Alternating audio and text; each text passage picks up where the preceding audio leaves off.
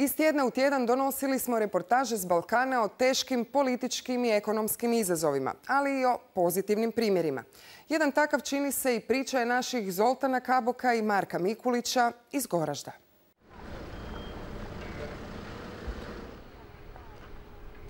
Alma Brajković kao djevojčica preživjela je rat i opsadu Goražda. U tročlanoj obitelji dugo nije bilo smijeha, a danas ovoj 28-godišnjoj Goraždanki iz temelja se promijenio život.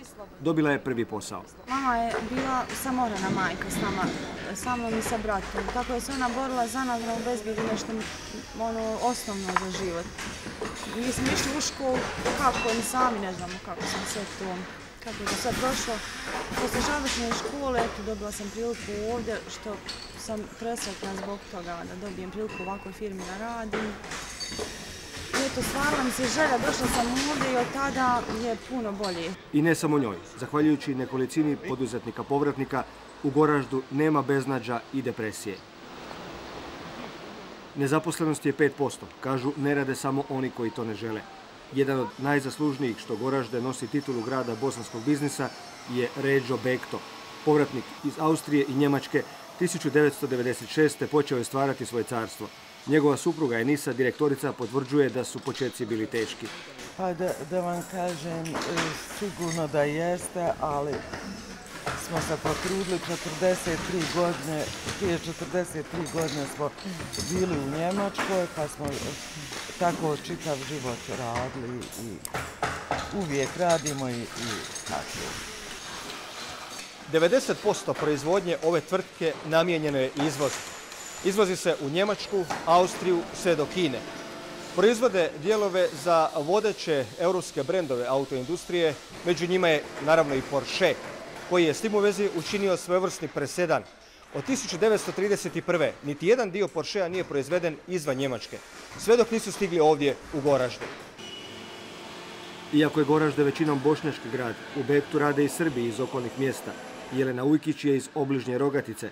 Zaposlena je 13 mjeseci i njoj se život promijenio jer kaže ne gleda se tko je tko, već tko kako radi. Ništa, jako su prvo iznenađeni bili jer nisu znali da postoji jedna ovakva kompanija na ovim prostorima. I rado bi si došli da radi ako to uopšte postoji mogućnost za to.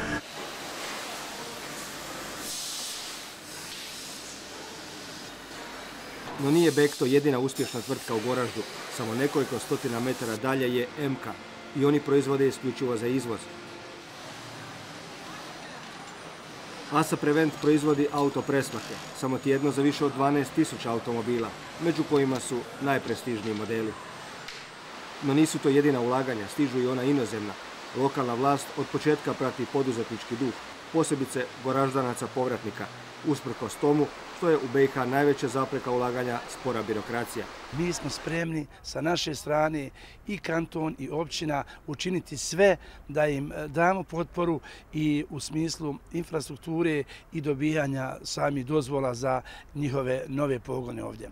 Na primjer, kada je u pitanju firma Prevent, njima smo za 24 sata dali kompletnu dokumentaciju i odnijeli na kapiju i predali, kazali papirologija je uredna, izvolite, vi možete danas početi sa radom. Rezultat toga je i sve više mladih. Problem za njih su visoka učilišta. Mada je to još uvijek jedan od gorućih problema. Nakon srednje škole mladi ne mogu nastaviti svoje visoko obrazovanje u Goraždu. Zapravo sada ima samo odjel Mašinskog fakulteta iz Sarajeva.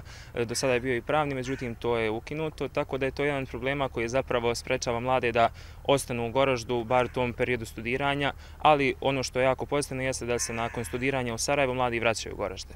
Koji ih spremno čeka da u njemu nastave život. Prije 21 godinu ovdje je on izgledao posve drugčije. Više od 40 mjeseci grad je bio u srpskom obruču, zaštićena zona poput Srebrenice, no nije pao.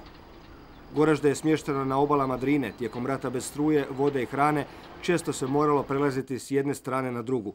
Ovo je most ispod mosta, značio je život i spas od sigurne smrti, ali i prkos. Jeste Goražda jedini grad ovdje. Ako vidimo samo gradove u bližem regionu poput Foče, Čajnića, Višegrada, Rogatice, Goražda je ostalo i opstalo zahvaljujući samo patriotima i hrabrim borcima. Mogli su nam porušiti sve, ali onaj duh bosanski koji živi u nama, to nam nisu mogli uzeti. Nažalost, velika je cijena odbrane ovog grada. 2000 vojnika je poginulo, uključujući i civilne žrtve rata, to je negdje 4000 poginuli. No nije bilo uzaludno. Osim što ih je nedavno na iznenađenje mnogih posjetio planetarno poznati par, Goražde je od ruševina došlo gotovo do blagostanja za bosanske prilike. Ima nešto u tim ljudima ili u Drini iz koje crpe snagu i prkos već 650 godina.